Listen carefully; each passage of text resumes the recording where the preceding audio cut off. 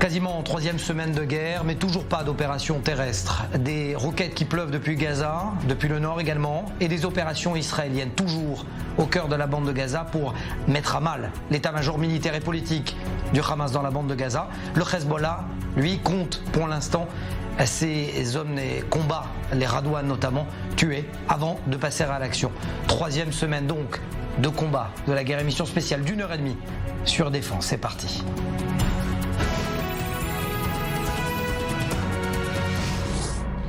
Et avant de commencer, d'abord, bonsoir Océane Nicole. Bonsoir Mathias. Bonsoir également Zvika Chaïmovitz. Vous êtes l'ancien commandant de la défense antiaérienne de l'armée israélienne.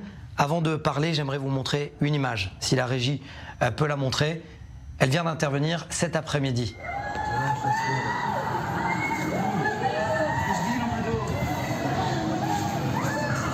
Et on y voit, écoutez bien le son.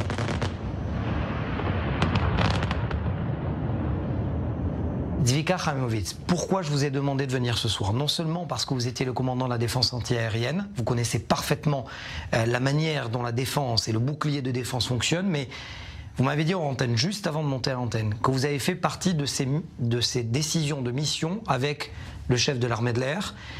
Ce type d'opération, en plein cœur de Gaza, en plein jour, comment ça se décide?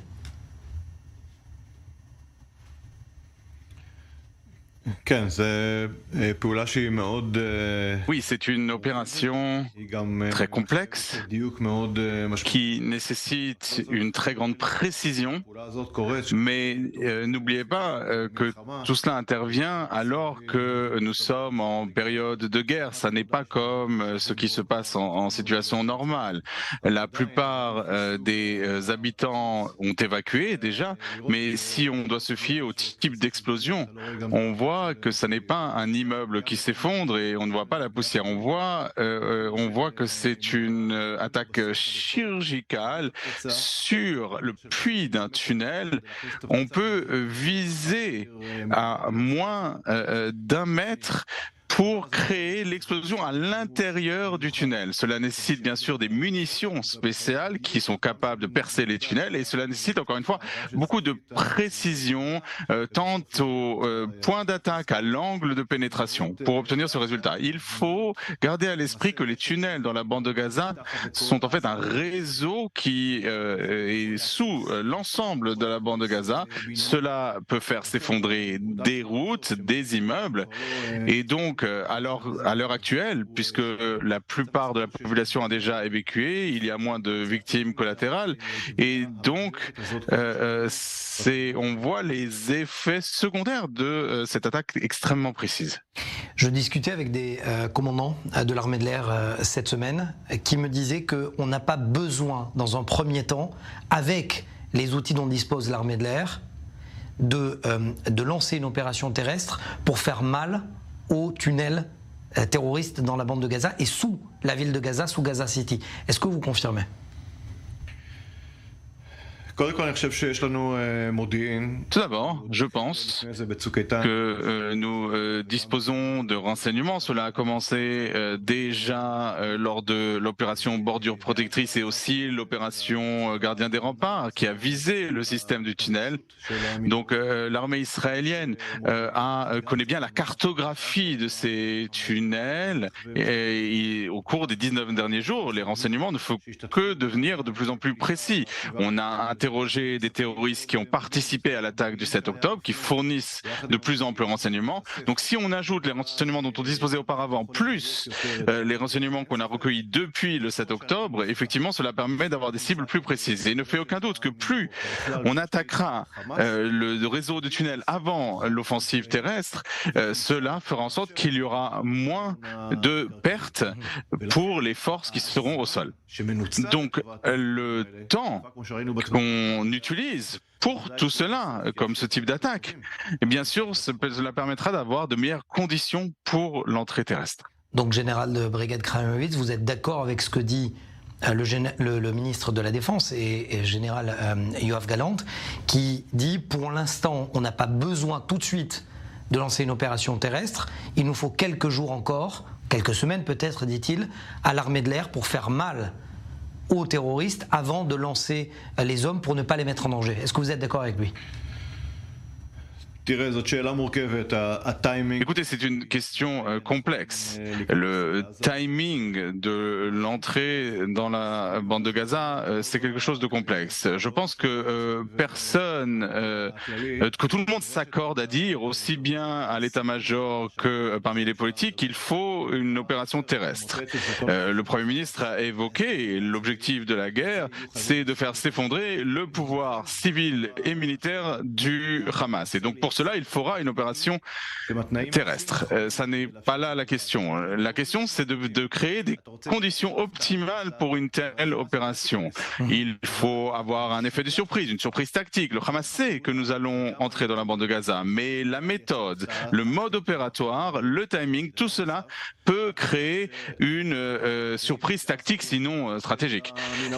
Il faut aussi garder à l'esprit que les hommes du Hamas se trouvent 19 jours sous la bande de Gaza dans les tunnels, et c'est une vie beaucoup plus difficile dans ces tunnels. Donc, dans 2-3 semaines, il leur sera beaucoup plus difficile d'opérer qu'aujourd'hui. La question de l'électricité, de l'air, pour l'aération des tunnels, toute cette vie sous les tunnels. Et il faut ajouter que c'est, d'un autre côté, que ce temps permet au Hamas de se préparer avec des charges explosives, des mines, des embuscades éventuellement qu'il peut mettre en place. Donc il y a toujours un dilemme, c'est-à-dire il ne faut pas y aller trop tôt ni trop tard, et je n'ai pas ajouté les autres choses qu'on peut prendre en considération, les éléments internationaux, je ne les connais pas pour l'instant, mais effectivement, nous avons entendu le chef d'état-major nous dire que l'armée est prête.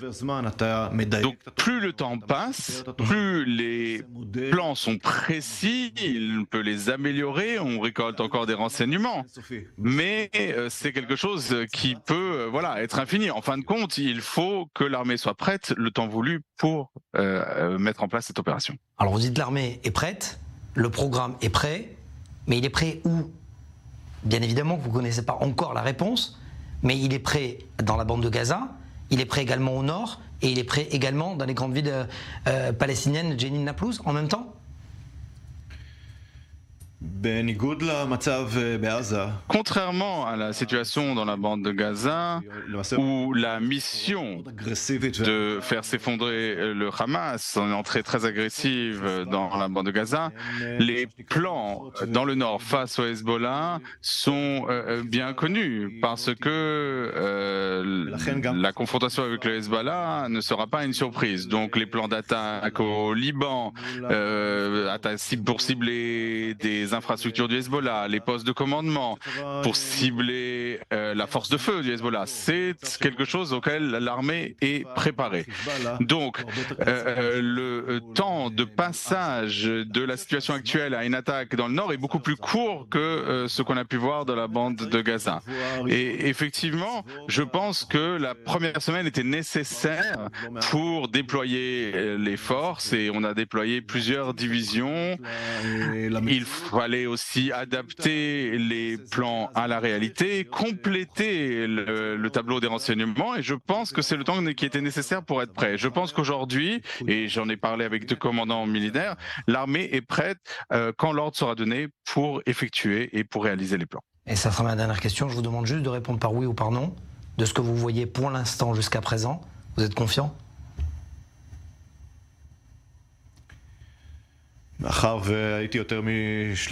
Puisque j'ai passé plus de 30 ans dans l'armée, et il faut garder à l'esprit qu'au cours des 19 derniers jours, depuis le 7 octobre, l'armée a subi un traumatisme. Cela va du chef d'état-major au simple soldat. D'ailleurs, le chef d'état-major a dit que nous avions failli à notre mission. Donc l'armée a commencé cette guerre au point le plus bas possible, au plus bas, mais je fais confiance aux commandants, aux combattants. Je pense que l'esprit, le dévouement, leur besoin de ramener une situation claire de sécurité et de gagner cette guerre avec les capacités, cela ne nous permet autre chose que de faire confiance à l'armée qui va réussir à effectuer ça. Et oui, merci général de brigade Zviga Khamowitz d'avoir été avec nous, ancien commandant de la défense antiaérienne. Toda. Merci. Et pour des raisons logistiques, nous avons interviewé le sergent-chef un petit peu plus tôt dans la journée parce qu'il a des missions à réaliser sur le terrain. Sergent-chef merci de répondre à la question. Vous êtes dans une unité commando de la division commando. Racontez-nous d'abord comment vous avez vécu ce samedi 7 octobre. Bonjour Mathias. J'ai envie de vous rappeler déjà le contexte. C'était une surprise pour tout le pays. Surtout pour moi, pour ma copine qui était avec moi ce jour-là aussi. Je peux te dire que se lever un samedi matin, quand tu as un programme, des choses à faire, et que tu te retrouves 1 heure après sur le champ de bataille, c'est pas quelque chose qui est commun, c'est pas quelque chose qui est sympa. J'ai envie de dire que c'était vraiment quelque chose d'inattendu, c'était quelque chose qui était vraiment sans précédent. Personne ne s'attendait à une attaque d'une telle ampleur. On a été vraiment surpris par les premières vidéos. Très personnellement, comment moi je l'ai vécu. J'étais en train de dormir un samedi matin, comme tout le monde. Quand à 6 heures du matin, on reçoit des notifications sur le téléphone qui s'affluent avec des sirènes dans ma ville, alors que j'habite dans le centre du pays. Donc ces sirènes nous réveillent. On regarde les notifications sur le téléphone. Puis on voit que les messages affluent et les premières vidéos de ce massacre et de toutes ces horreurs affluent sur les réseaux. Et on n'en croit pas nos yeux. C'est vraiment une scène qui est surréaliste.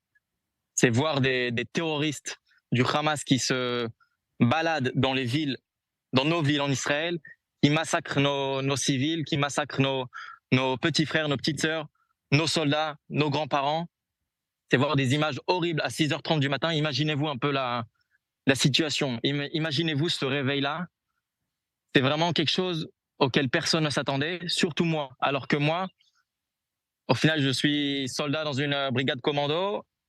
Personne ne s'y attendait. C'est une scène qui est surréaliste.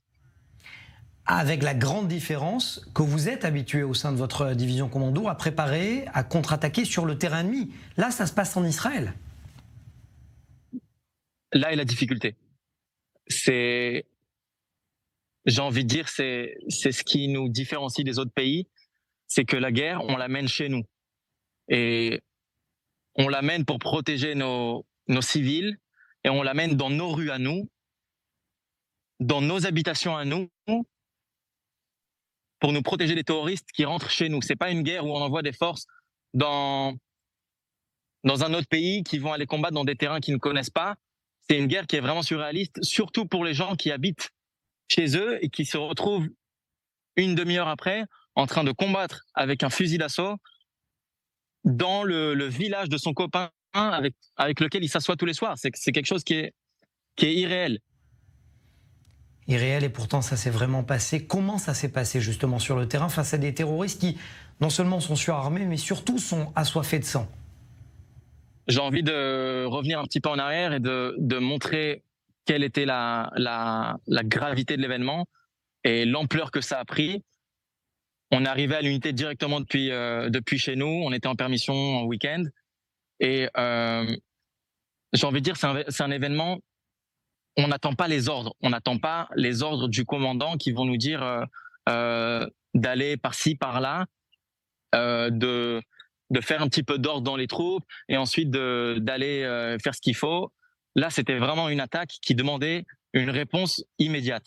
C'est pour ça qu'il y a des centaines de personnes, des milliers de personnes qui sont allées sur place depuis chez eux avec leurs armes pour aller répondre et aller faire face aux terroristes sans même attendre de recevoir des ordres du commandant, d'un tel. C'était une réponse qui devait être immédiate. C'était aller, avant de pouvoir même se préparer, de savoir ce qu'on fait sur place, comment, où ça, pourquoi, et de pouvoir neutraliser les terroristes au plus vite pour pouvoir protéger nos civils. C'était ça le principal, avant tout.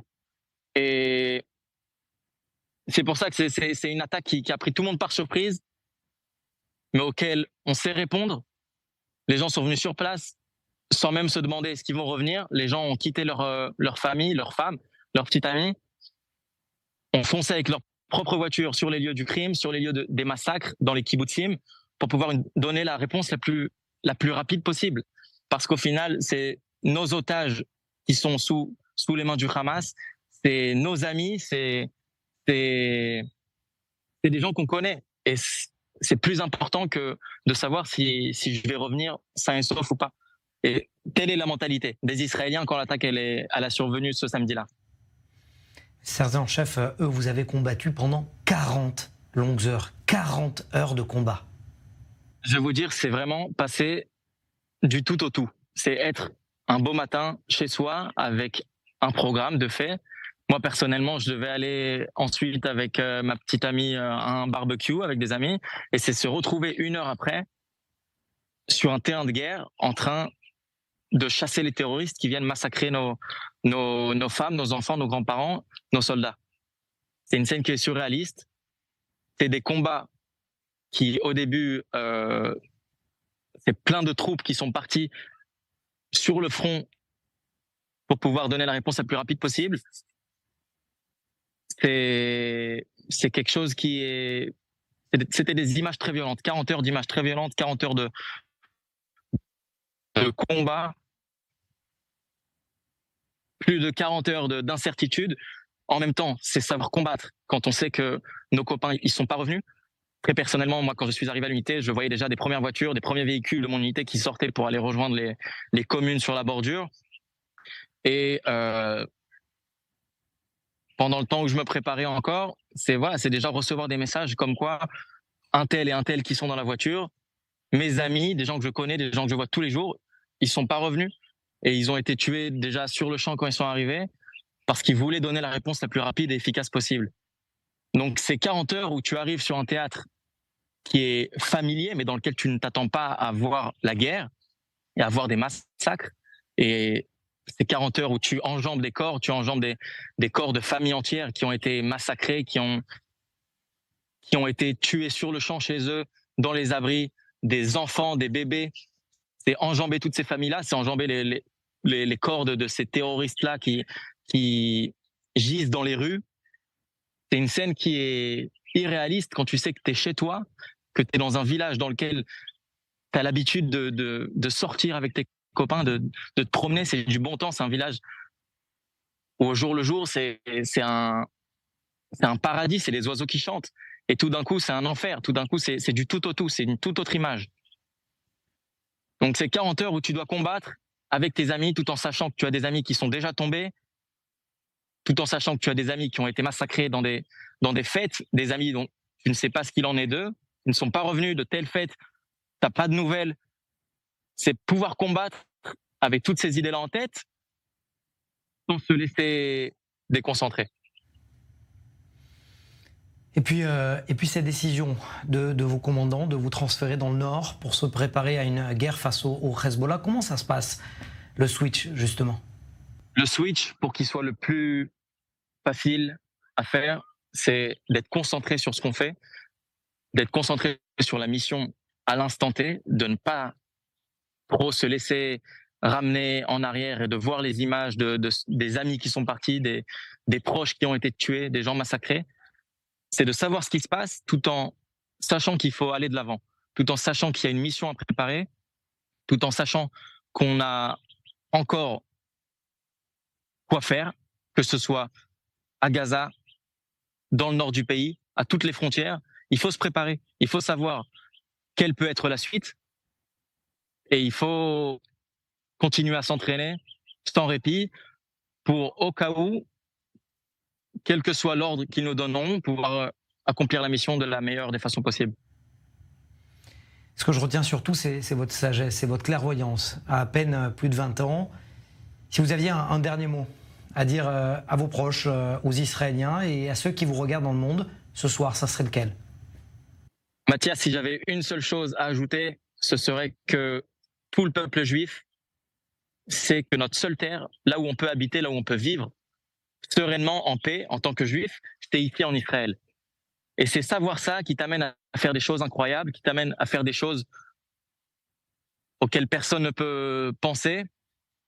C'est savoir ça qui t'amène à faire ce switch entre être chez toi et passer du tout au front, parce que tu sais que les enjeux, ils sont grands. Tu sais que les enjeux, c'est pas seulement aller défendre tel ou tel endroit, mais c'est vraiment défendre ta famille, c'est défendre tes amis, c'est défendre ta terre, et c'est le seul endroit où tu peux être.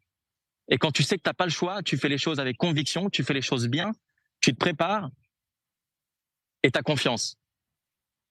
Donc si j'avais un seul commentaire à ajouter, c'est faites-nous confiance, on se prépare tout le temps, peu importe où en Israël, peu importe à quelle frontière, on n'arrête pas de s'entraîner, et ce qu'on nous demandera de faire, on le fera et on le fera bien. Merci infiniment, sergent-chef de la division commando, d'avoir répondu à nos questions. Et comme le veut la tradition juive, partez en paix et revenez en paix. Merci Mathias. Et m'a rejoint sur ce plateau Nitzana Darshan-Leitner. Merci d'être avec nous. Vous êtes avocate et fondatrice du cabinet Shurat Hadin. Vous allez nous expliquer pourquoi vous êtes là dans un instant. J'aimerais avant donner la parole à Océane Nicole. Océane, vous avez récolté des propos qui sont impressionnants, qui glacent véritablement lorsqu'on les entend. Ce sont les interrogatoires des terroristes arrêtés par Israël après le 7 octobre. Tout à fait. On sait qu'il y en a des dizaines et des dizaines qui sont interrogés depuis maintenant 19 jours dans les bureaux du Shabak, les services de sécurité intérieure. Et en effet, il y a des vidéos qui ont été divulguées, notamment de 5-6 terroristes, qui expliquent un petit peu ce qui s'est passé, qu'est-ce qu'ils avaient en tête, quel était leur degré de préparation. Et ils expliquent qu'ils avaient clairement un but, c'était de rentrer dans les localités de Be'eri, de Kfar Aza. Ils avaient très clairement les noms. Et leur objectif, Mathias, était, je cite, de nettoyer, de vider ces localités. C'est exactement les mots qu'ils ont employés. Concrètement, ça veut dire quoi? Ça veut dire qu'ils avaient clairement l'ordre des hauts responsables du Hamas de tuer absolument tout ce qui bougeait, de tuer des femmes, des enfants, des personnes âgées, des bébés, etc. Ils devaient absolument tout tuer. En plus de ça, ils avaient même l'autorisation de mutiler les corps, c'est-à-dire que même ils pouvaient écraser des têtes. Ce sont clairement les mots que l'on va entendre juste après. Ils pouvaient écraser des corps. Ils avaient aussi une autorisation spéciale, là encore des hauts responsables du Hamas qui étaient tranquillement dans la bande de Gaza pendant qu'eux étaient sur le terrain. Ils avaient l'autorisation de violer les corps sans vie de jeunes filles dans ces localités. Ils avaient donc reçu tout ça. Ce qu'ils ont apparemment dit aux enquêteurs et aux hommes du Shabak, c'est que tous les otages, c'est fait sur le terrain. C'est-à-dire que lorsqu'ils sont rentrés, ils se sont pas dit... Leur ordre, c'était de nettoyer, de vider ces localités israéliennes. C'était aussi d'y avoir le contrôle et d'y rester plusieurs jours, 2-3 jours. Ils n'avaient pas l'intention, ils n'avaient pas reçu l'ordre immédiat de kidnapper des personnes. Ça s'est fait après, où ils étaient en téléphone constamment avec des hauts responsables, encore une fois, du Hamas, qui étaient eux à l'intérieur de la bande de Gaza, qui leur ont dit ramenez le plus d'Israéliens possible, des civils, des hommes, des femmes, des enfants, des bébés, des personnes âgées, ramenez-les dans la bande de Gaza. Et attention, ils avaient même une récompense, un appartement et $10,000 à la clé si ces terroristes du Hamas ramenaient des civils israéliens donc en otage détenus dans la bande de Gaza. On sait que la situation économique dans la bande de Gaza est catastrophique, donc cet appât d'un appartement et des $10,000, ça a été très vite pris très au sérieux par ces terroristes, puisqu'on sait qu'à l'heure à laquelle nous parlons, il y a 229 Israéliens au total qui sont donc toujours détenus, kidnappés en otage aux mains du Hamas. Ils ont aussi dit qu'ils se sont un petit peu piégés, ils se sentent désormais un petit peu piégés, puisque maintenant tous les gens du Hamas sont, même pas eux à Gaza, ils sont en Turquie, au Qatar, et eux, résultat, sont maintenant ici. On va écouter d'ailleurs une partie de ces interrogatoires donc, qui se sont faits cette semaine. التعميمات في بخصوص المدنيين كانت اللي هو يعني قتل الرجال الأسر اللي هو النساء والمسنين والأطفال. قالنا احنا مهمتنا كفار عزة بدنا نقتل بدنا نقدر نخطف زي كده يعني. كلم أبو زيد قال له طهروا البيوت واخطفوا قد ما تقدروا أسرى لأنه في غزة اللي باخذ أسرى له مكافأة. قديش المكافأة قالوا لكم؟ شقة منزل بيت $10,000. اللي بيجيب كل أسير باخذ شقة ومنزل؟ مين قال لكم إياها هاي؟ كانوا يحكوها في القسام يعني. بدهم ياخذوا أقدر ممكن الأسرى فهم هدفهم من الدخول أصلا إنهم ياخذوا أسرى. القتل هذا كله شو اللي صار؟ مضحوك علينا إحنا منهم. مغرر فينا مضحوك علينا منهم. من مين مضحوك عليكم؟ متابعين حماس. هم قاعدين في الدور وسايبيننا هنا وسابونا جوا. Et donc nous sommes avec l'avocate Nitzana Darshan-Leitner. Merci d'être avec nous. Nitzana, visiblement c'est un crime de guerre, il n'y a pas d'autre terme. Et vous, c'est la raison pour laquelle je vous ai demandé de venir, parce que vous signez cette semaine la première plainte, enfin, d'un cabinet d'avocats contre le Hamas auprès de la Cour pénale internationale. Pourquoi ?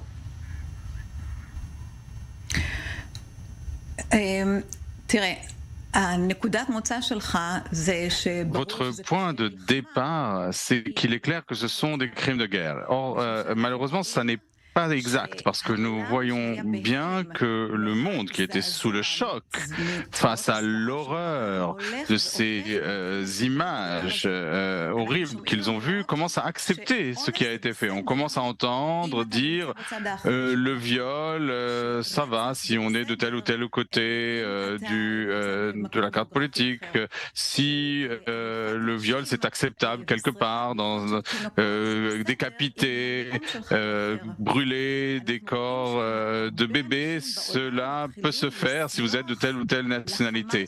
Et le monde commence à pardonner au Hamas ces horreurs absolues. Et moi, je veux dire non. Non, c'est un crime de guerre, c'est un crime contre l'humanité, c'est un génocide. Et peu importe que cela a été fait à des juifs, et donc il est du devoir de la Cour pénale internationale de dire que le Hamas a commis des crimes de guerre et que cela ne leur soit jamais pardonné. Alors qu'est-ce que cette plainte va impliquer concrètement? Parce qu'on ne peut pas arrêter, la Cour pénale internationale ne va pas arrêter les responsables du Hamas, c'est une évidence. Mais concrètement?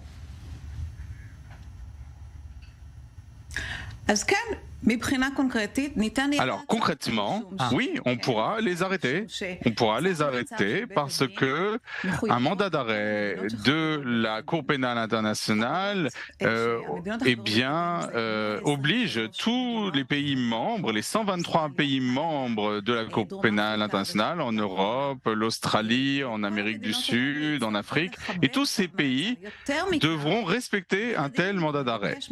En outre, la Cour demandera à Interpol d'en faire un mandat d'arrêt international, c'est-à-dire que tous les pays qui sont signataires de la convention d'Interpol devront respecter ce mandat d'arrêt. Est-ce que le Qatar ou la Turquie font partie de ces pays? Non. Le Qatar et la Turquie, non, mais la Jordanie, oui. Alors j'ai lu dans votre exposé de la plainte qu'au-delà de l'arrestation de ces cadres du Hamas, vous allez plus loin, c'est-à-dire que vous demandez que les fonds qui iront prochainement dans la bande de Gaza seront stoppés en cas véritablement de plainte.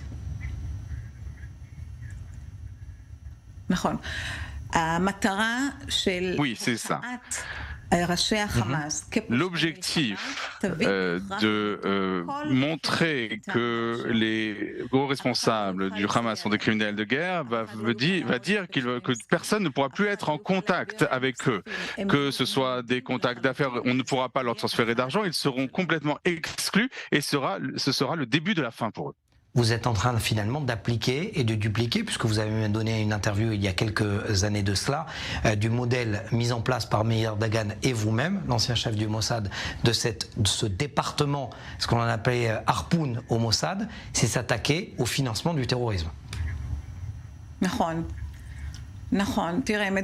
Oui, l'État d'Israël a commis une faute terrible en acceptant de financer le Hamas avec des fonds qataris et avec les fonds de Nations Unies. Aussi, on a laissé passer des millions de dollars qui vont être transférés par l'autorité palestinienne à la bande de Gaza. Et c'est une faute, une erreur qui a coûté la vie à 1300 personnes, plus 200 otages. Financer le terrorisme, c'est ce qui mène en fin de compte au meurtre de gens. Lorsque Meir Dagan a créé cette unité Harpoon, il a compris que si on voulait étouffer le terrorisme, il faut étouffer les transferts de fonds qui permettent à ce terrorisme de respirer. Donc ce que nous faisons à Shorat Hadin, avec des plaintes devant les instances civiles et aussi des plaintes devant la Cour pénale internationale, c'est en fait asphyxier le terrorisme. C'est le seul moyen par lequel nous pourrons faire disparaître le Hamas ou toute autre organisation terroriste. Et j'adore le préciser parce que c'est grâce à vous, vous étiez la seule femme à l'époque à vous être attaquée personnellement et frontalement aux finances d'un certain Yasser Arafat. Et ça, il faut le signaler, il faut le rappeler à chaque fois que je vous interviewe parce que c'est à noter, justement. C'est le financement de ce terrorisme. Merci à Nitzana Darshan-Leitner d'avoir été avec nous. Merci à vous. J'ai pu m'entretenir il y a quelques heures de cela. Vous allez écouter, on s'était quitté la semaine dernière justement avec Raphaël Ayoun, celui qui savait tout. Il avait prévenu et pourtant personne ne l'a écouté. Je vous propose d'écouter cette interview. Écoutez bien tout ce qu'il a à dire. Et nous nous sommes quittés la semaine dernière avec notre invité Raphaël Ayoun et il a accepté donc comme promis de nous donner une interview. Raphaël Ayoun, merci de répondre à nos questions. Vous saviez tout, vous aviez tout prévenu et pourtant personne ne vous a écouté. Alors très bonne nouvelle, on vous a rendu votre matériel. Est-ce que d'abord vous pouvez expliquer comment ça s'est passé? Oui, j'ai à nouveau l'autorisation de publier mes informations. Est-ce que vous pouvez expliquer exactement ce que cela signifie? Voilà, tout d'abord, en ce qui me concerne, ce poste de contrôle, on se connaît, vous nous avez déjà rendu visite, vous avez vu ce que nous faisons. Cette cellule existe depuis 12 ans. En fait, nous recueillons toutes les informations qui sont publiées chez nos ennemis et on les transmet à qui il faut chez nous. Le gros problème, c'est qu'à un moment, on vous a demandé de ne plus diffuser, pour des questions d'ego sans doute, et pourtant vous aviez prévenu de dire « Attention, l'ennemi prépare un plan d'attaque ». Oui, moi et mon équipe, je supervise 26 personnes, nous avons tiré la sonnette d'alarme déjà fin 2019 sur les activités et entraînements du Hamas et autres organisations terroristes dans la bande de Gaza. Au début, ils parlaient de prendre uniquement 2 localités, puis fin 2022, ils parlaient déjà de plusieurs lieux en simultané, de dizaines de localités en même temps. Nous avons tiré la sonnette d'alarme et toutes les personnes à qui nous avons parlé nous ont dit que c'était une chimère du Hamas, qu'il n'y avait rien de tangible et qu'il fallait les laisser continuer à rêver. À ce moment-là, vous leur répondez quoi? Parce que vous savez, vous entendez. Tout d'abord, puisqu'il y a 5 mois, c'est vrai, j'entendais ce qui se passait, j'alertais les gens et je dois dire que très souvent, on m'écoutait, on prenait mes propos et mes alertes au sérieux et on les vérifiait. Je veux dire qu'on ne prenait absolument pas les choses à la légère. Il y a 5 mois, un officier des forces de défense de l'armée a dit qu'ils étaient les meilleurs du monde, les premiers ou dans le top 3 mondial et que personne n'avait besoin de moi, qui écoute 20, peut-être 200, voire 2000 canaux d'écoute dans un sous-sol quelconque, bien que je ne sois pas dans un sous-sol, mais c'est ce qu'il a dit lors de cette conversation, et que personne n'avait besoin de moi, et qu'au cas où le besoin se ferait sentir, ils trouveront quelqu'un pour faire ce boulot qui comblera cet écart. Malgré tout ce que vous avez réussi dans le passé, parce que vous aidez effectivement les forces de sécurité, pour que les téléspectateurs comprennent, vous n'opérez pas que en face de la bande de Gaza, mais également dans les territoires, y compris au Liban. Tout à fait. En fait, nous avons 3 structures qui se chargent du nord, de la Judée-Samarie et de Jérusalem, mais aussi de la bande de Gaza. Et sur ces 3 fronts, nous avons aidé et nous avons sauvé un nombre incalculable de vies, qu'il s'agisse de militaires ou de civils. Nous avons évité un nombre incalculable d'attentats et toutes les informations que nous pouvions communiquer, nous les avons communiquées. Toutes les informations ont été transmises en temps réel aux forces de défense. Quand vous regardez le bilan de l'attaque du 7 octobre, plus de 1400 morts, plus de 200 otages. Vous avez perdu 37 amis. Vous dites quoi? C'est C'est une douleur immense car je sais avec certitude que si j'avais eu tout mon matériel, rien de cela ne serait arrivé. Cela ne serait pas arrivé. Je sais tout à fait envoyer des gens sur le terrain et je le fais quand c'est nécessaire et pour moi ce n'est pas un problème. Je les connais pratiquement tous personnellement. On n'en serait pas là, tout simplement. Si j'avais eu tout mon matériel à ce moment-là, on n'en serait pas là. J'ai perdu 37 amis. C'est très dur. Quelqu'un avec qui on vient de parler et qui quelques minutes plus tard n'est plus. Ce sont des gens que l'on connaît, que l'on rencontre. J'ai une photo sur mon frigo, celle de Chen Bourris, que Dieu le venge, le commandant adjoint de Maglan, la brigade des commandos. Il ne s'agit pas de n'importe qui, le commandant adjoint de Maglan. Je lui ai parlé 3 minutes avant qu'il ne se fasse tuer. D'après l'armée, il a été tué environ à 12 heures. Je lui ai parlé à 11h57. Il m'a dit « Je suis là, c'est la pagaille, je te rappelle dans quelques heures ». Il ne m'a jamais rappelé. Ni force de défense, ni armée, ni police, personne. Les gens m'appelaient pour que je les aide, pour que je les sorte de là.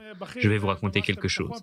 J'ai un ami qui m'a appelé, quelqu'un de très haut placé dans les forces de défense, dans l'armée, qui habite dans l'une des localités limitrophes de Gaza. Il m'a dit « Raphaël, tu dois m'aider, tu dois me sortir de là. Mon commandant, il est actuellement pris d'assaut. Mon commandant est actuellement pris au piège. Je peux vous faire écouter un enregistrement pour que vous entendiez une conversation avec quelqu'un qui me parle de son commandant, qui me dit qu'il est pris au piège. Écoutez ça. »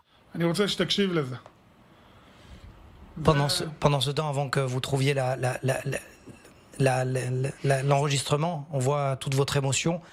Pourquoi vous savez, et c'est dur comme question, mais comment vous savez que ce que l'armée n'a pas réussi à savoir avant ?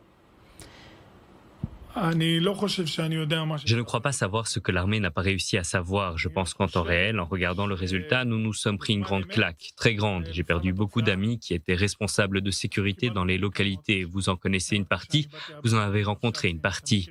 C'est quelque chose d'inconcevable. Ce sont à la fois des amis, des gens qui vous accompagnent dans votre parcours. Quand je disposais de mon matériel, je les prévenais de tout un tas de choses qui avaient rapport avec leur secteur. C'est inconcevable. Je n'ai aucun moyen de... Je vais vous faire entendre l'enregistrement. Il est important de l'entendre.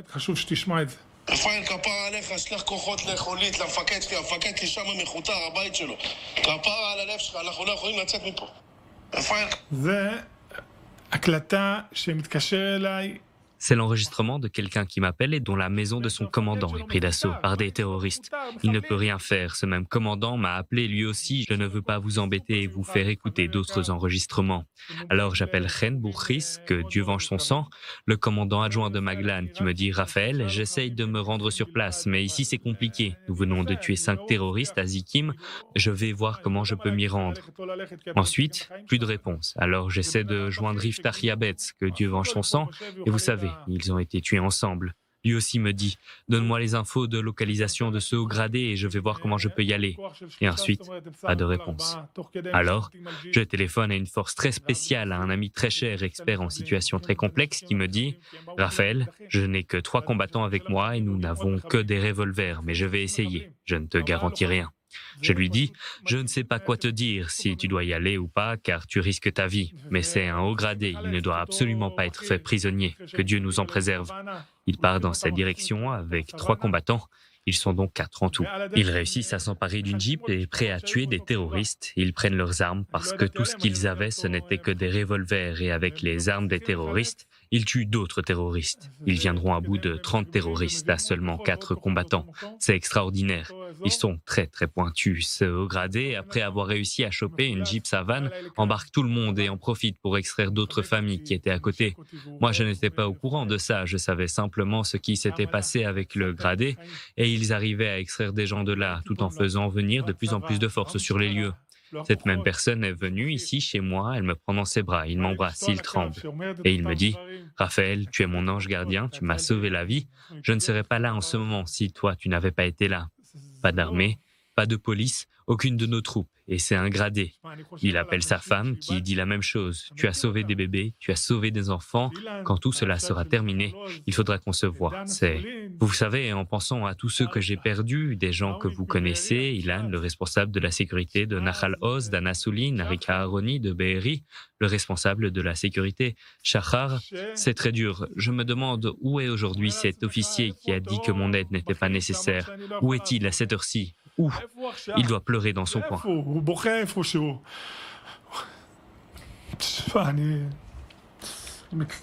Pardonnez-moi. Il n'y a pas de quoi demander pardon. Ma dernière question, justement, ça serait, parce que vous êtes, et je vous connais, Raphaël, vous êtes toujours un optimiste. Et vous faites l'impossible. Est-ce que vous êtes en mesure de dire plus jamais ça ? D'abord, le matériel qu'on m'a rendu, c'est temporaire. J'ai reçu l'autorisation de m'en servir uniquement pendant la guerre. Les discussions à ce sujet reprendront quand la guerre sera terminée. Avec énormément de contraintes, disons que je peux diffuser mes informations. J'espère que je vais réussir à sauver des vies si cela s'avère nécessaire. Merci. Au nom de ceux que vous avez sauvés, et au nom de ceux que vous avez essayé de sauver. Merci.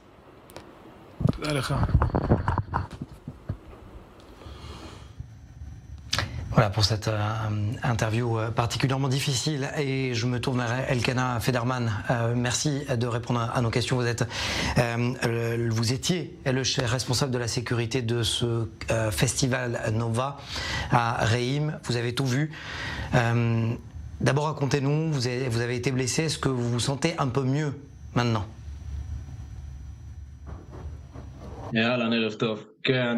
Bonsoir. Oui, je suis presque complètement remis et j'espère reprendre mon service militaire en tant que réserviste, quelques tests médicaux et je pourrai reprendre mon service. Ce qui est complètement fou, c'est-à-dire blessé par balle. Vous pensez déjà à rejoindre vos frères d'armes pour vos périodes de réserve. Elkana Federman, racontez-nous comment tout commence, comment vous m'aviez dit hors antenne que vous n'étiez absolument pas armé, et pourtant ça fuse dans tous les sens, et vous voyez que les hommes autour de vous tombent les uns après les autres. Vers 6h30 du matin, il y a eu des tirs de roquettes vers le site du festival, et donc on a décidé d'interrompre le festival et on a dit aux gens d'évacuer. Puis, au cours de cette évacuation, je reçois un message à la radio me disant qu'il y a un blessé par balle de la route qui mène du site du festival vers la route. Je m'y rends immédiatement avec Aviv Eliaou, que sa mémoire soit bénie, et nous voyons effectivement un blessé par balle. Il était légèrement blessé. Il me dit qu'on avait tiré sur lui au carrefour de Reim, sans lien avec la fête. Mais là, on a compris qu'il y avait des terroristes qui s'étaient infiltrés sur le territoire israélien. On ne savait bien sûr pas combien. Et peu à peu, on a de plus en plus de blessés qui arrivent. On commence à évacuer les gens. J'emmène sur mon quad un blessé pour l'amener vers les ambulances qui étaient sur le terrain. Et immédiatement, lorsque je le mets à côté des ambulances, je reçois des messages sur ma radio qui me disent qu'il y a des terroristes qui sont venus à bord de pick-up, et donc je prends mon quad et je décide de me rendre en direction des terroristes sans armes, et je me dis on va voir, et je vais créer le contact avec les terroristes, et j'y arrive, et tout d'un coup il y a un char israélien qui arrive avec des soldats. J'ai vu que les terroristes ouvraient le feu sur le char, donc j'ai été sûr que c'était des soldats israéliens. Ils ont réussi à lui tirer des lance-grenades anti-chars, des grenades anti-chars, et j'ai dit quelques mots avec le soldat. Il était blessé à bord du tank. Il me dit qu'il ne veut plus combattre, donc je lui prends son fusil. Et d'ailleurs, il a été tué par balle. Et je commence à me battre pour sauver ma vie et sauver le reste des gens qui étaient autour de moi. Et en fait, j'ai été la dernière ligne de défense entre le carrefour et le site du festival. Donc je prends l'arme et je commence à me diriger vers les pick-up des terroristes. Tout cela alors qu'il y a énormément de terroristes. Alors bien sûr, je n'ai aucune chance face à eux, donc je me focalise sur le groupe important de terroristes qui sont face à moi. Et j'ai continué à combattre face à 120 terroristes avec un autre policier. Je me suis rapproché du policier et on s'est retrouvé derrière un véhicule. On a ouvert le feu. Le policier, lui, est blessé par balle au cou. Il meurt immédiatement. et je tue le terroriste qui a tué le policier, et mon chargeur était terminé. Donc je change de chargeur et j'essaie de prendre le pistolet du policier parce que je n'avais plus de munitions. Je vérifie qu'il avait suffisamment de chargeurs et ces chargeurs étaient vides, et je vois qu'il me reste 6 ou 7 balles dans le chargeur qui est à l'intérieur du pistolet. Et donc je continue à combattre, je regarde à droite et ensuite je me dirige vers la droite pour essayer de contourner les terroristes et en tuer un maximum. Puis je me suis retrouvé, sans le faire exprès, en une zone qui a été découverte et tous les terroristes ont commencé à me tirer dessus, et c'est là que j'ai été blessé à la jambe par une balle et je ne pouvais plus combattre. Donc j'ai décidé d'essayer de me cacher, de me placer à l'abri. En étant blessé et face à 120 terroristes, je n'avais aucune chance de combattre. J'ai réussi à trouver un abri. Et ils ont tiré des quantités incroyables de balles et de grenades anti-chars. Et ensuite, je commence à traiter ma blessure. Et après 6h30, l'armée est venue pour me sauver de là. Elkana, ce qui est terrible, c'est que vous racontez un récit qui est sorti des plus grands films de guerre, et pourtant c'est la triste réalité. La triste réalité aussi, c'est que après avoir combattu, finalement, ce qui vous a sauvé la vie, c'est d'avoir été blessé par balle. Mais vous m'avez dit que 6 de vos employés ont été kidnappés, si j'ai bien compris, ou tués par les terroristes. Beaucoup de policiers ont été tués. Il y a certains, parmi le personnel de sécurité, certains ont été tués, d'autres ont réussi à s'enfuir. Et quand je suis arrivé au carrefour, je n'ai vu personne. À chaque fois, j'étais caché sous ce buisson et je pensais que tout le monde était mort. Puis il s'est avéré que certains avaient réussi à se sauver. Très rapidement, ça sera ma dernière question, parce que c'était une question que vient de me poser d'ailleurs Océane Nicole et qui est très juste. Pourquoi vous n'étiez pas armé, justement? Est-ce qu'il y a une raison à cela? Oui, dans ce genre de fêtes, ces grands festivals, la police garantit la sécurité s'il y a un attentat, et donc ceux qui ont les armes, ce sont uniquement les policiers, et nous assurons de la sécurité, mais on n'est pas armé. Voilà, les policiers sont payés pour assurer la sécurité de ce type d'événement. Et pourtant, vous avez fait preuve d'un énorme acte de bravoure, parce que vous avez répondu immédiatement. Vous êtes allé au contact des terroristes, et c'est la raison pour laquelle aujourd'hui vous êtes en vie, et vous avez sans doute dû sauver des dizaines d'autres, voire peut-être des centaines d'autres en affrontant face à face les terroristes. Je voudrais vous remercier infiniment, Elkana Federman, et pour les téléspectateurs qui prennent cette interview en cours, Elkana a été blessé par balle et il va rejoindre ses frères d'armes en période de réserve.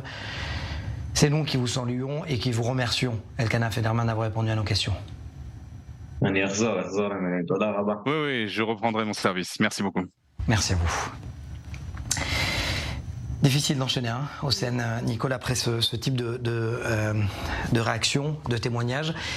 Vous avez des détails sur la manière, justement, il disait, les terroristes continuent à tirer et à combattre, et il a une raison à cela. Tout à fait. Et la raison, c'est le Captagon. On en parlait tout à l'heure. C'est une drogue, on appelle ça la drogue des djihadistes, puisqu'elle est depuis 2015 notamment extrêmement utilisée. Elle était extrêmement utilisée par les terroristes de Daesh et de l'État islamique en Syrie. Et elle est très répandue, notamment au Moyen-Orient. Et par les terroristes, par exemple les commandos de Salah d'Islam le 13 novembre 2015, les attentats de Paris, eh bien, eux aussi avaient pris du Captagon. Ça se prend sous forme de comprimé, ça peut aussi s'injecter, c'est pas très cher, donc on appelle ça aussi la cocaïne des pauvres, puisque c'est une 50aine de shekels par comprimé, ça fait un peu plus de 10 €, ce qui est pas cher. Et que fait ce Captagon? Eh bien, ça donne une force surhumaine et on a l'impression d'être un petit peu un héros, et ça met un espèce de filtre. Donc les personnes qui prennent ce genre de drogue, eh bien, ne ressentent aucune peur et ils se sentent super-héros. C'est pour ça que tous les témoignages que l'on voit où eh bien, les personnes nous disent, on l'a entendu un petit peu avant, qu'ils étaient en train de tirer des dizaines de balles en direction de ce terroriste qui prenait les balles et qui continue à répliquer, c'est justement parce qu'il avait pris ce Captagon. Le Captagon, c'est extrêmement répandu ici au Moyen-Orient. Ça circule beaucoup au Liban, en Jordanie, en Syrie également. Il y en a énormément aussi en Arabie Saoudite. En Arabie Saoudite, la clientèle, entre guillemets, est un petit peu différente puisque c'est un petit peu la jeunesse dorée de Riyad qui utilise ce Captagon, mais elle est en effet malheureusement très utilisée par les terroristes. Et pourquoi on sait désormais de manière certaine, c'est une certitude que les terroristes du Hamas le 7 octobre avaient pris du Captagon, c'est tout simplement parce que les officiers, la sécurité, les hommes de Zaka ont retrouvé des cachets, des comprimés de Captagon dans les poches de ces terroristes. On l'a dit, ce qui me permet à moi aussi de comprendre, parce que grâce à vous, vous savez, cette fameuse séquence où le terroriste appelle ses parents de manière complètement euphorisante, où il dit « j'ai tué papa, maman, 10 juifs, j'ai les mains pleines ensanglantées », et la voix est terrible, parce qu'il est complètement en euphorie. Exactement, c'est de l'amphétamine, donc il est euphorique, c'est super héros, ça donne vraiment, ça décuple les forces. L'amphétamine, c'est ça décuple concrètement les forces. Et juste pour terminer, on sait qu'ils ont violé des corps sans vie de jeunes filles, mais sous l'effet de la drogue, ils étaient donc surhumains. Les personnes de Zaka ont dit que donc ces femmes qui étaient donc mortes et qui ont été ensuite après violées, elles ont été examinées, elles avaient les jambes brisées et le bassin complètement fracturé. Ça laisse malheureusement imaginer la force que le Captagon a donnée à ces terroristes du Hamas. Vous dites une force surhumaine, et j'appellerais ça des sous-hommes. Il n'y a pas d'autre qualificatif pour les qualifier. Merci Océane Nicole. Je me tourne vers Mati Lechem, général de brigade de réserve de l'armée israélienne, ancien commandant de division. Vous êtes également ce que l'on appelle en hébreu un chérionnaire, c'est-à-dire vous comprenez parfaitement ce que représente le monde des blindés. La raison pour laquelle je vous ai demandé, général de brigade de réserve, Mati Lechem, de répondre à nos questions, c'est de comprendre ce que signifie le corps des blindés en cas d'opération terrestre. Quel est leur rôle?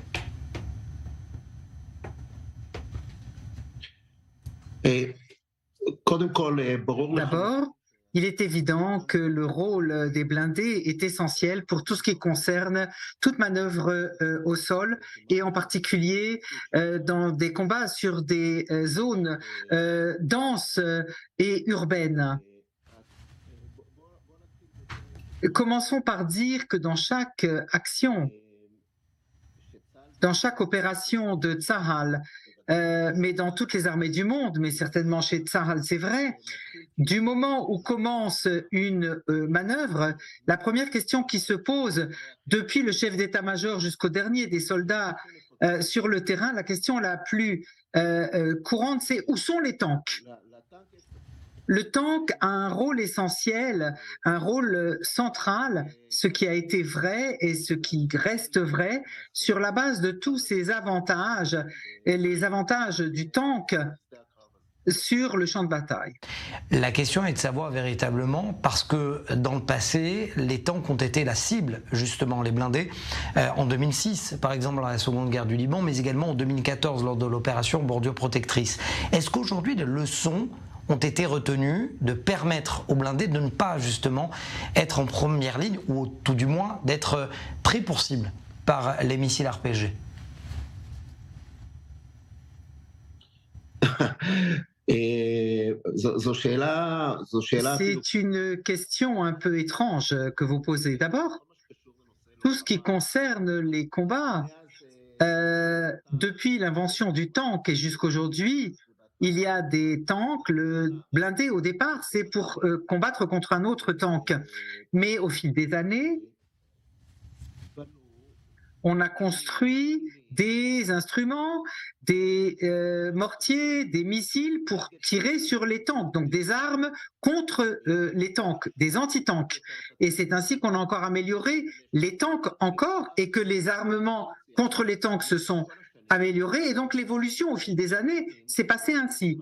Le fait que les tanks aillent en avant, c'est à cause de leurs avantages et pas parce qu'ils sont des cibles des missiles anti-tanks, surtout quand il s'agit du tank Merkava. Quand on parle du tank Merkava, nous parlons aujourd'hui surtout de tanks Merkava 4, 50, qui sont les meilleurs, 4 qui sont les meilleurs qui existent, le tank le plus moderne au monde, certains diront. Et quand nous vérifions au niveau de ces tanks sophistiqués, 3 paramètres.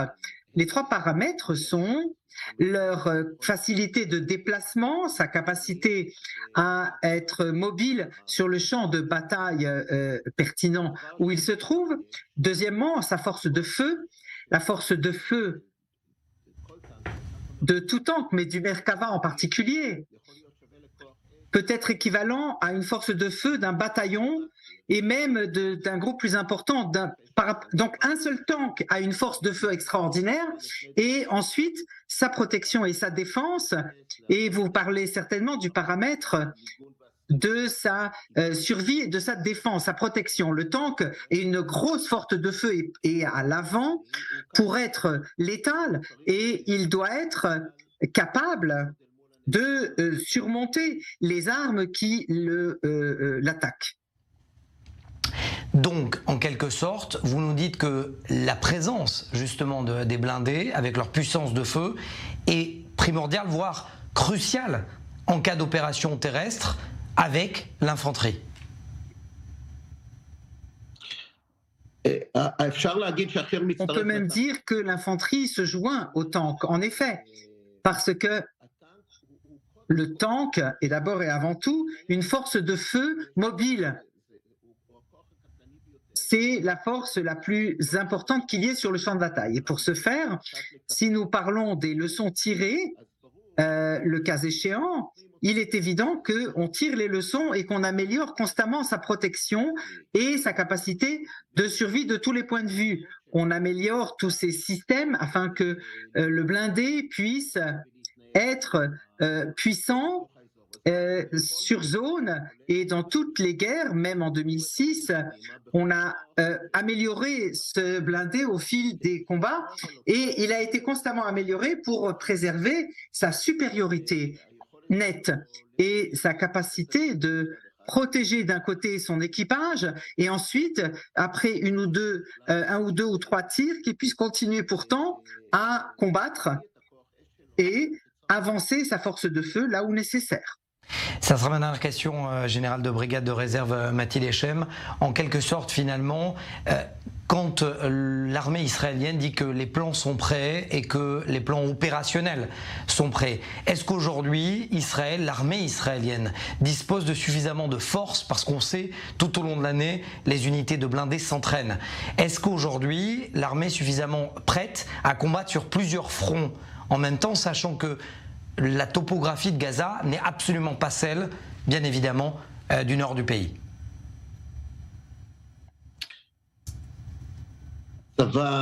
L'armée est prête et entraînée et s'entraîne, même au scénario des topographies diverses ou de ce que nous connaissons dans la bande de Gaza, et la topographie de Liban, de la Syrie et dans le nord. Évidemment, on s'entraîne sur les différentes options et sur les différentes topographies. Et de ce que je vois, et je suis pratiquement chaque jour auprès des unités, tant dans le nord que dans le sud, je les connais de manière très proche. D'un point de vue professionnel, ils sont prêts. D'un point de vue de l'esprit de combat, ils sont prêts. Et ils savent très bien faire leur travail, et je suis sûr que le travail sera effectué comme il se doit.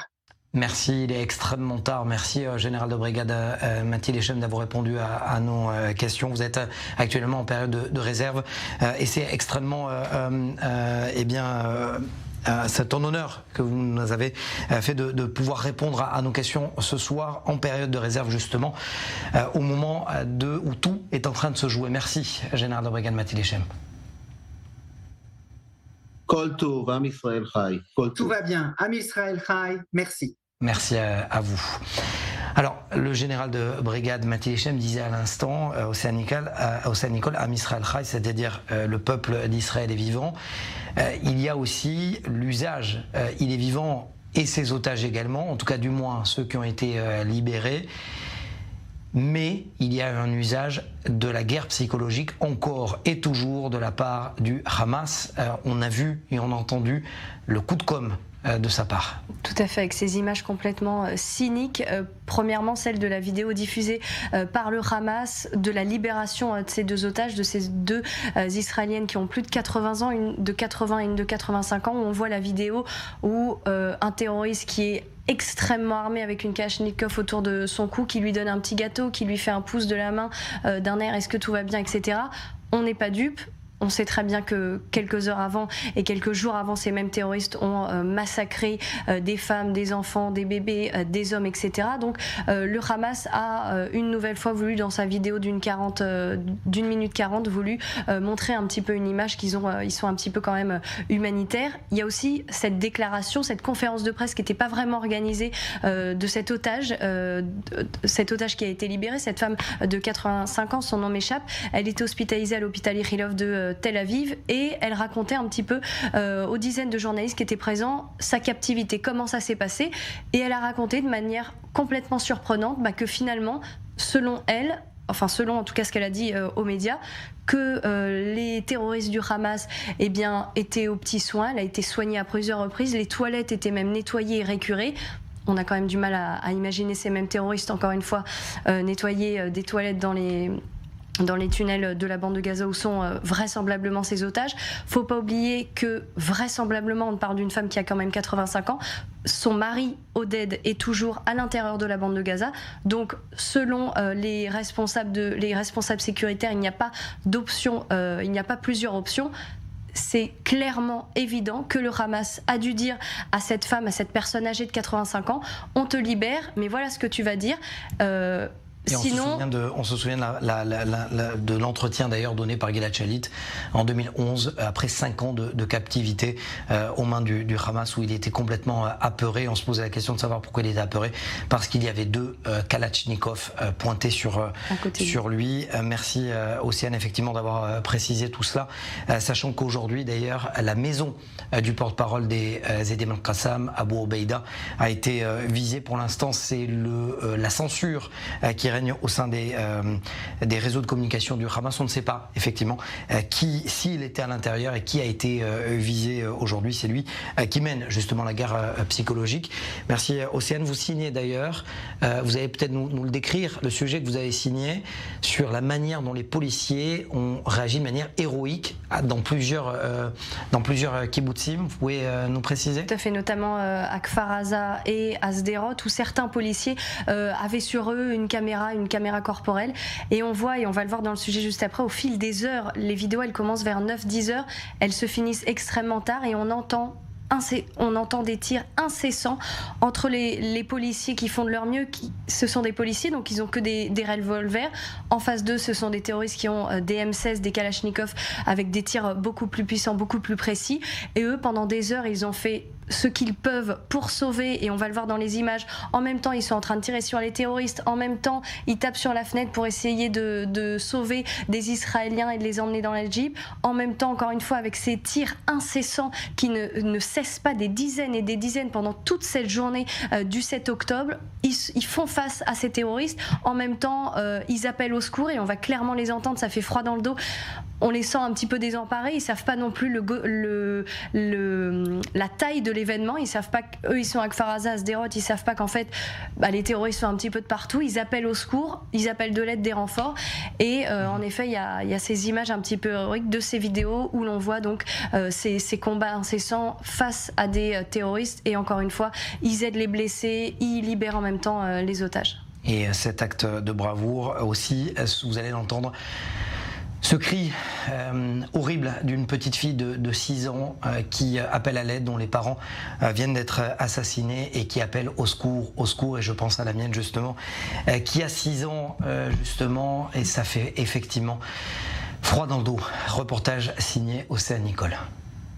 7 octobre, dans la localité de Kfar Aza, l'un des kibbutz durement touché par les attaques simultanées du Hamas. Sur ces images, prises par la caméra de l'un des policiers, l'officier s'avance. En fond sonore, des tirs incessants. Au loin, on entend les terroristes parler en arabe. S'ensuivent de longues heures d'affrontement. À toutes les forces qui entrent à Kfar Aza, nous avons ici plusieurs blessés graves depuis longtemps. Il y a aussi des blessés dans le réfectoire. Venez par le côté ouest et dans le réfectoire. Nous devons terminer cet incident. Nous n'avons plus de munitions. Je ne sais pas combien il y a de terroristes. Au sol, les corps de terroristes tués. Entre les combats, le policier parvient à sauver un habitant enfermé chez lui depuis plus de 4 heures. Qui es-tu? Tu es israélien?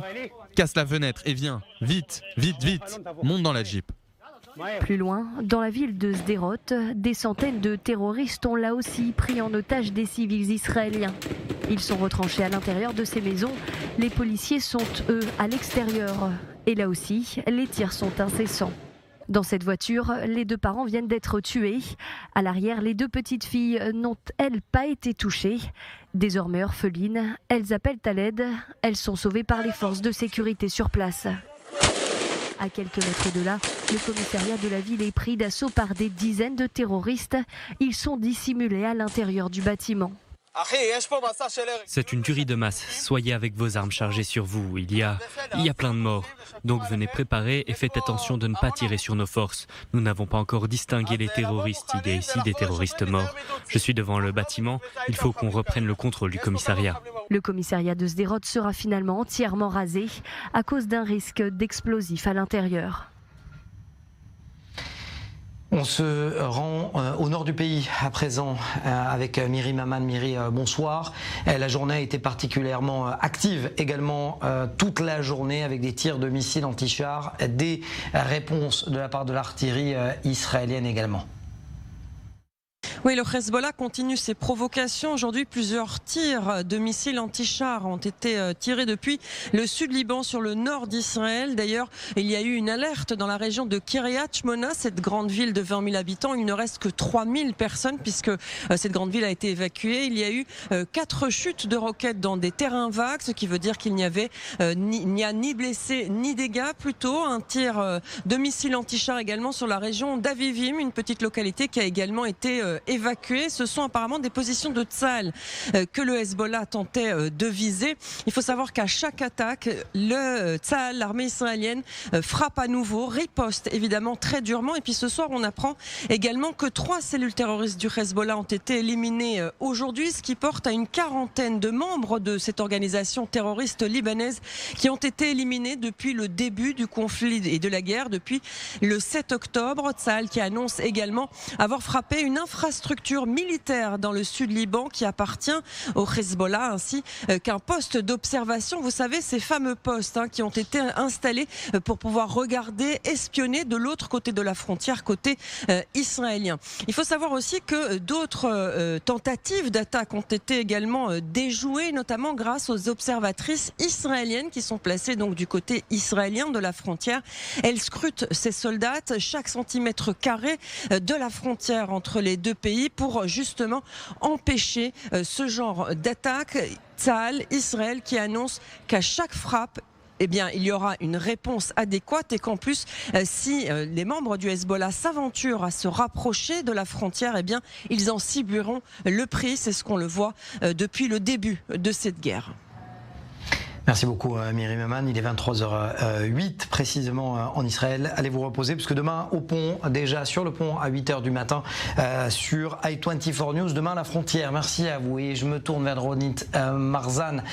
Merci d'être à présent avec nous. Il est assez tard. Vous êtes spécialiste de la société palestinienne mais également du Qatar. C'est du Qatar, du rôle plutôt trouble et opaque du Qatar dont nous allons parler aujourd'hui, Ronit Marzan. Et surtout, j'aimerais d'abord vous demander de réagir à cette phrase assez surprenante, je dois dire, du conseiller à la sécurité nationale en Israël, Tzachi Hanegbi, qui tout simplement dit dans un tweet « Je remercie le rôle primordial et crucial du Qatar dans la région.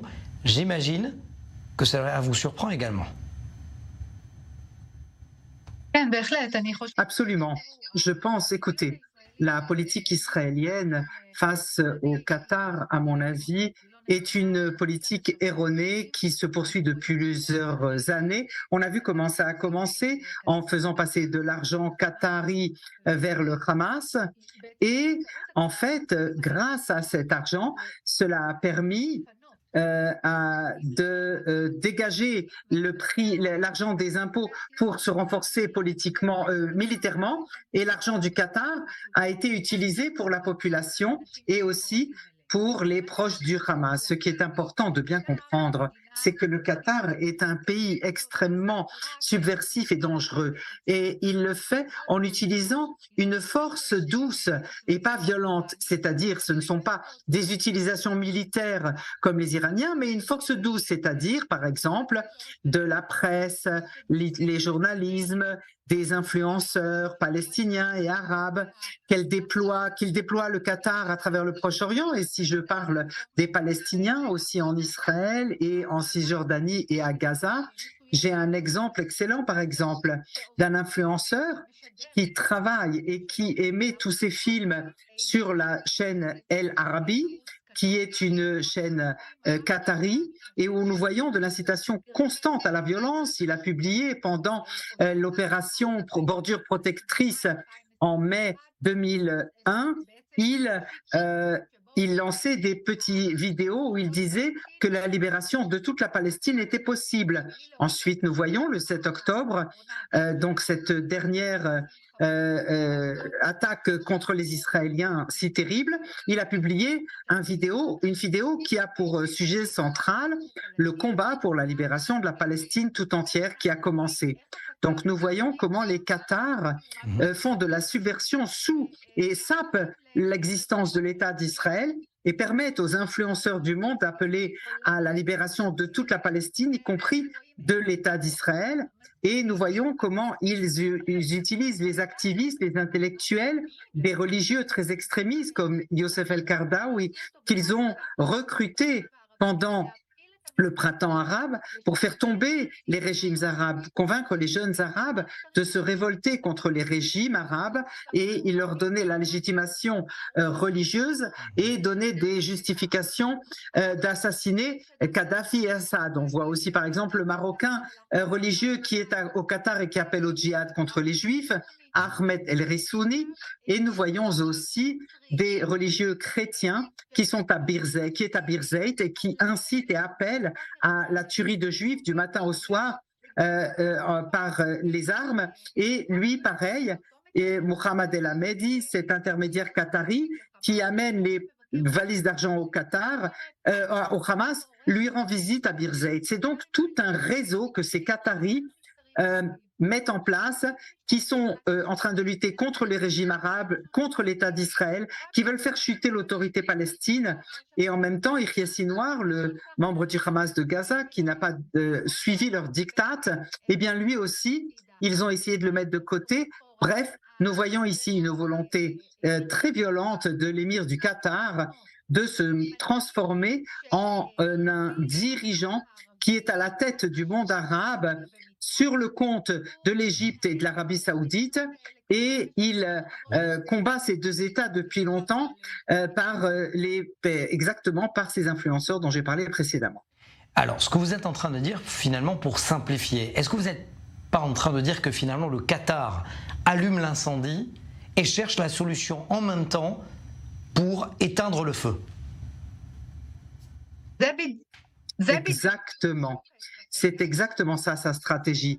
J'écris un livre à ce propos, justement, où j'appelle le livre, c'est la rhétorique léthargique du Qatar. Ils ont une stratégie d'allumer les incendies et le feu, et ensuite attendre pour qu'on demande au Qatar d'être l'intermédiaire pour régler les conflits. Et ils le font de manière extrêmement perfectionnée depuis des années. Malheureusement, ni les Américains, ni les Occidentaux et ni Israël, mon pays, ne comprennent pas cela. Comment, en fait, ils les voient allumer les incendies, créer et fomenter des conflits au Proche-Orient et en dehors, et ensuite ils se portent volontaires pour venir être les intermédiaires. Regardez ce qu'ils ont fait avec les talibans. Avec les talibans, ils les ont ramenés au pouvoir en Afghanistan, ils ont permis aux Américains et aux Européens de quitter l'Afghanistan et ils ont fait tomber toute une population sous des dirigeants monstrueux comme les talibans et le monde coopère avec ça. Et une des choses qui m'ont très choqué, c'est que on voit la direction extérieure du Hamas avec Khaled Mashal à sa tête et Khaled Mashal, toute cette dernière année, n'a pas cessé d'appeler au djihad. Il s'est adressé aux dirigeants religieux pour qu'ils édictent des choses contre les juifs. Il a dit ouvertement, nous cherchons un nouvel Abdallah Azzam. Abdallah Azzam était le fondateur de Al-Qaïda. Donc, le Hamas ne se considère pas seulement comme un islam politique, mais bien au-delà.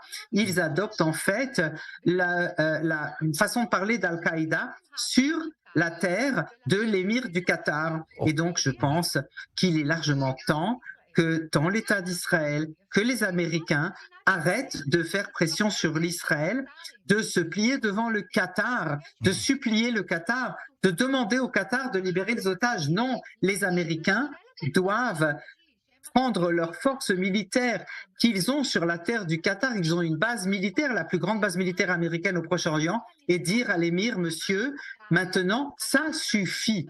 Nous avons une base militaire. Si vous ne faites pas ce que nous vous demandons de faire, eh bien, si vous ne libérez pas tous les otages civils, eh bien, nous allons vous demander des comptes.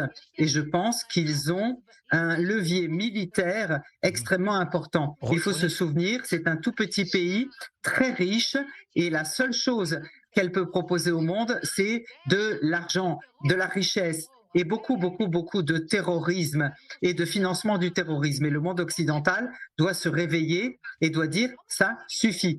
On ne peut plus accepter de défendre le Qatar, on ne peut plus défendre le Qatar contre ses ennemis. Le Qatar devra choisir. Ou bien le Qatar veut la paix et se comporte selon les règles du monde libre, ou bien qu'il continue à créer la destruction et le terrorisme, et alors il va falloir les punir. Et c'est d'une manière ou d'une autre. Ronit Marzan, s'il vous plaît, rapidement, parce que le temps nous est compté. Vous êtes en train de dire finalement, j'aimerais rebondir sur vos propos. Vous dites que Al Arabi, c'est la chaîne aussi de Azmi Bishara, ancien député arabe israélien. Al Arabi. Donc, qui est proche de Azmi Bishara, ancien député arabe israélien, qui a été accusé par Israël d'être extrêmement proche du Hezbollah à l'époque. Est-ce que vous n'êtes pas en train de dire finalement que le Qatar, proche donc du Hezbollah via Azmi Bishara, proche du Hamas, finalement le Qatar savait, si je comprends bien via vos propos, qu'il y allait avoir une attaque contre Israël? Et rapidement, s'il vous plaît. À partir du moment où Khaled Mashal, le dirigeant du Hamas, dit ouvertement l'attaque du 7 octobre a été calculée, prévue et créative. Dès qu'il dit ces paroles-là et qu'il est au Qatar, il n'y a aucune chance qu'une telle attaque soit organisée sans que les Qatars le sachent. 1.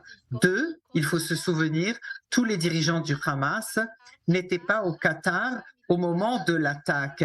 Ils sont allés à Istanbul pour que l'émir ne soit pas entaché, pour que le monde occidental ne puisse pas dire « vous le saviez ».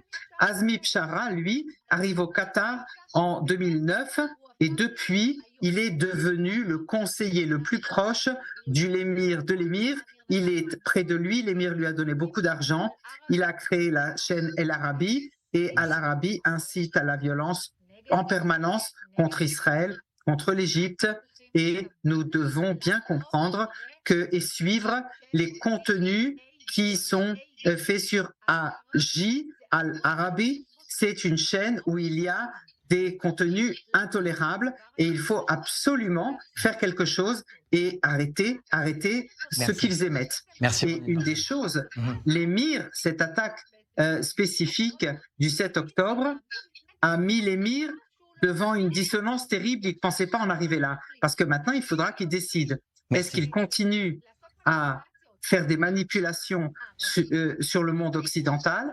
Est-ce qu'il continue à manipuler les pauvres Palestiniens et les envoyer? Regardez ce qui leur arrive aujourd'hui grâce à cette attaque, à cause de cette attaque. Les Palestiniens n'intéressent pas du tout l'émir du Qatar, il faut bien le comprendre. L'émir du Qatar s'en sert, ils ne sont que des pions. Et il est temps qu'ils se réveillent et qu'ils rejettent le Qatar, tant du monde arabe, tant que du monde palestinien.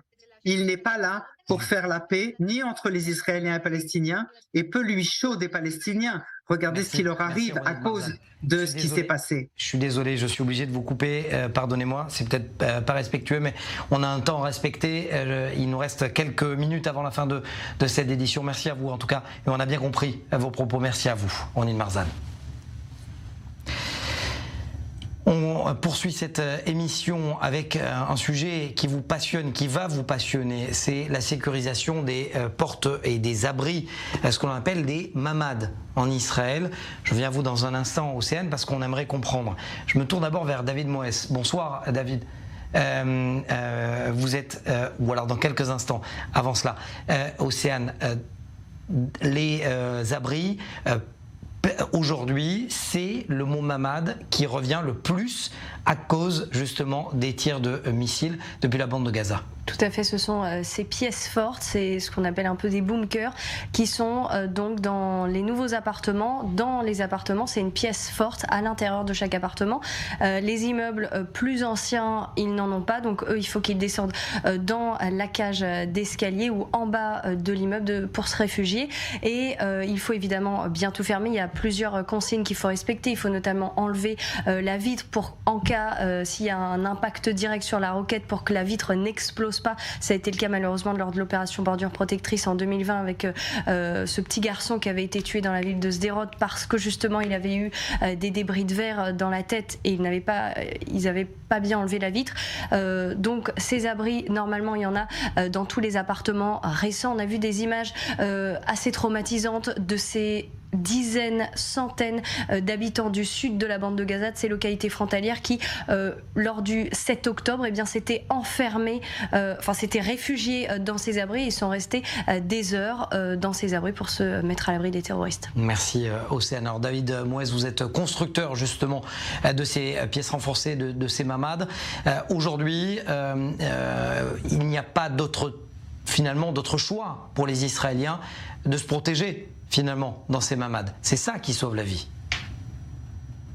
Oui, tout à fait. On en avait parlé dans les dernières émissions. Le mamad reste l'endroit le plus sûr pour un Israélien pour rentrer dedans, malgré ce qu'on a pu voir, ce qui s'est passé le 7 octobre, de tous les événements qu'il y a eu en fait le 7 octobre. Maintenant, il faut se rappeler aussi que le mamad, en fait, ou la chambre forte en français, n'a pas été conçu en fait pour protéger la population contre ce qu'on a vu, donc ces incursions terroristes, utilisant de l'essence allumée sur des pneus, placés devant les portes d'un mamad qui ont été troués par des dizaines de tirs de Kalachnikov. Maintenant, le mamad, on se rappelle, a été conçu pour protéger la population contre le souffle d'un missile qui tombe à une certaine distance du mamad. Donc il est clair, d'après moi, vu les derniers événements du 7 octobre, que tout le concept en fait du mamad ou de la chambre forte va être réinventé ou revisé en fait.